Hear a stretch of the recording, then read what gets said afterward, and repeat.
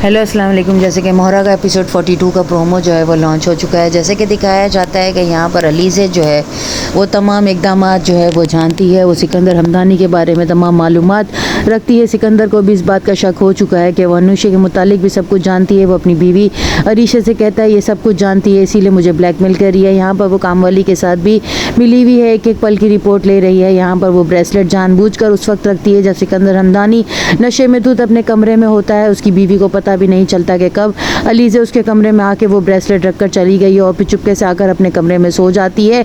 वो ढूंढते हुए उस लड़की के पीछे पीछे भागता है, जिस पर जो उसकी बीवी कहती है तुम नींद नहीं कर रहे हो, जिसकी वजह से तुम्हारा दिमाग बिल्कुल ख़राब हो गया, चुपचाप सो जाओ और मुझे भी सोने दो। जो है अब नॉर्मल समझने लगे हैं। यहाँ पर सिकंदर हमदानी की वालदा जो है वो अलीज़े को बिल्कुल नापसंद करती है, लेकिन मजबूरन उसे बर्दाश्त करना पड़ रहा है। वो तमाम बातें हमजा को भी बता देती है। हमजा के दिल में एक बाल सा आ जाता है कि इसकी बीवी ने उससे ये बात क्यों छुपाई कि वो किस इलाके में रहती थी और उसकी बहन जो है वो प्रेग्नेंट हो गई थी और फिर खुदकुशी कर ली और उसकी वालदा ने भी जो है वो हाथ से जान धो बैठी है। यहाँ पर जब वो अलीज़े को पूछने की कोशिश करता है तो अलीज़े कहती है कि जो है मैं ये सब कुछ ज़रूरी नहीं समझती थी, इसीलिए मैंने नहीं बताया।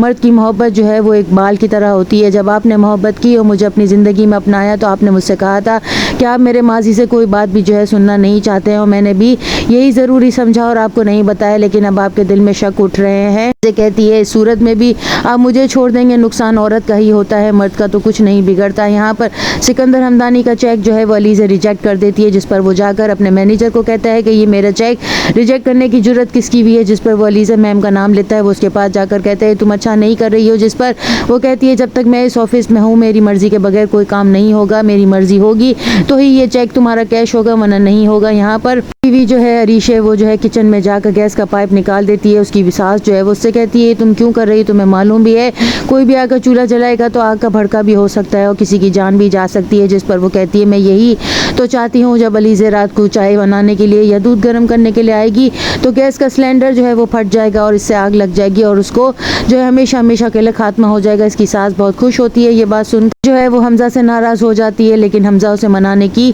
कोशिश करता है और उससे माफ़ी भी मांगता है कि हाँ मेरे दिल में थोड़ा सा गलतफहमी आ गई थी, लेकिन जो है तुम मुझे माफ़ कर दो। लेकिन अलीज़े जो है वो खामोश हो जाती है। हमदानी और इसकी बीवी जो है पूरे प्लान के तहत जो है वो अलीज़े को फंसाना चाहते हैं, लेकिन अलीज़े पूरे ऑफिस के कारोबार पर जो है कब्जा कर चुकी है। ना ही हमजा की कोई मर्जी चल रही है, ना ही फरीद साहब की। अरीशा जो है वो क्या इकदाम करने वाली है। चैनल के साथ बने रहें, लाइक करें, शेयर करें और सब्सक्राइब करें।